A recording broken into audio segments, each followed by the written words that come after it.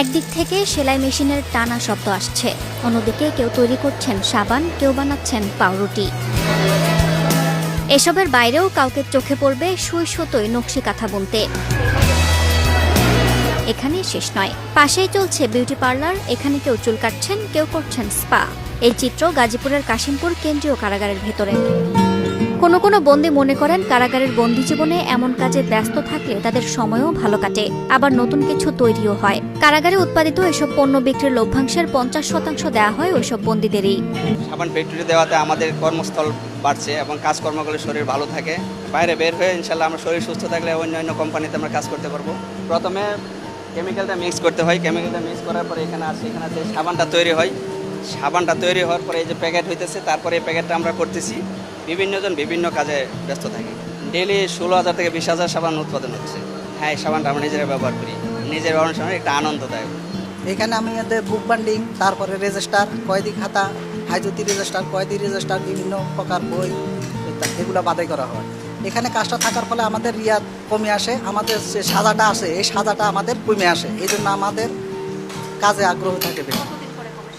বছরে 3 মাস কমে।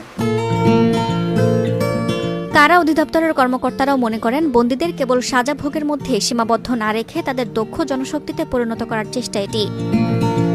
বাংলাদেশ জেলকে সংশোধনাগার হিসেবে রূপান্তরের জন্য যে প্রক্রিয়া, এটার অংশ হিসেবে কিন্তু এই পুরো কাজটা করা হয়েছে। আমাদের এখানে বিভিন্ন ট্রেডেই প্রশিক্ষণ চলছে এবং বন্দীদেরকে আমরা বিভিন্নভাবেই প্রশিক্ষিত করছি। যেমন নতুন করে শুরু হয়েছে সাবান ফ্যাক্টরি, গার্মেন্টস আছে, টেইলারিংস আছে, বেকারি আছে, তাঁতের কাজ আছে, ফার্নিচার আছে, ওয়েল্ডিংস আছে, মোড়া আছে, বুক বাইন্ডিংস আছে, ডিজিটাল প্রেস আছে। আমাদের বহুমুখী কর্মযজ্ঞ চলছে।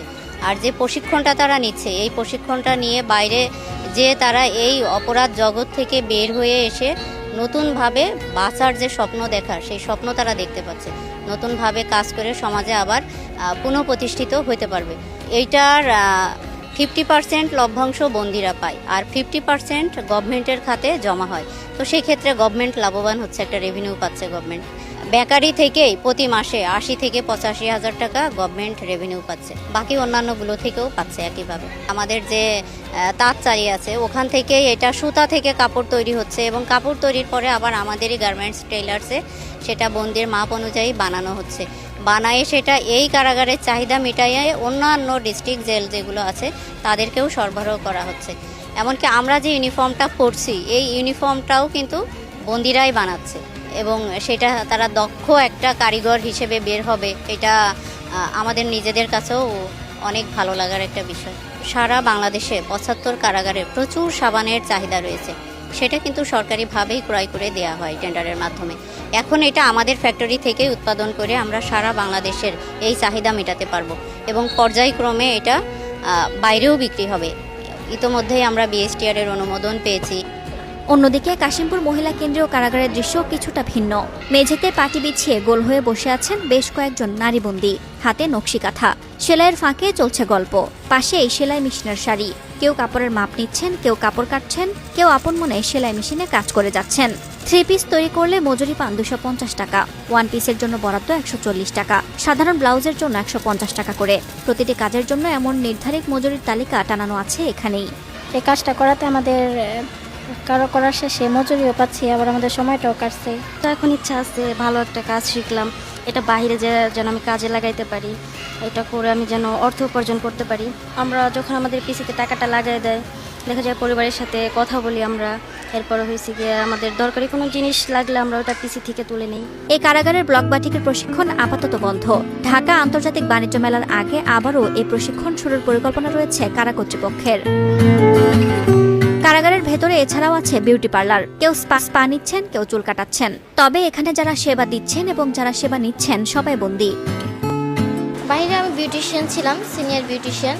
এখানে brow pluck, upper lip, threading, face threading, চুল কাট, কালার, রিবোর্ডিং, তারপর হচ্ছে মাসাজ, ফেসিয়াল, পেটিকিউর, ম্যানিকিউর সব কিছু পাওয়া যাচ্ছে। এখানে আসার পর যে এভাবে একটা কাজ পাবো বা সুযোগ পাবো সেটা কখনো ভাবিনি। বাট এখানে কাজ করে খুব ভালো লাগছে। কাজটা রানিং থাকছে, মানে করে ভালো লাগছে, হাতের কাজটাও রানিং হচ্ছে। কারাগারের চার দেয়ালের ভেতরেও থেমে নেই বন্দীদের জীবন। এই কারাগারের বাইরের যে পৃথিবী, সেখানে যেন তারা স্বাভাবিক জীবনযাপন করতে পারেন তারই প্রস্তুতি চলছে কারাগারের ভেতরে থাকতেই। হয়তো এই নকশিকাঁথা সেলাই মেশিন চালানো কিংবা সাবান তৈরির দক্ষতাকে আশ্রয় করেই কারো কারো জন্য হয়ে উঠবে কারাগার থেকে বেরোনোর পরের নতুন জীবনের ঠিকানা।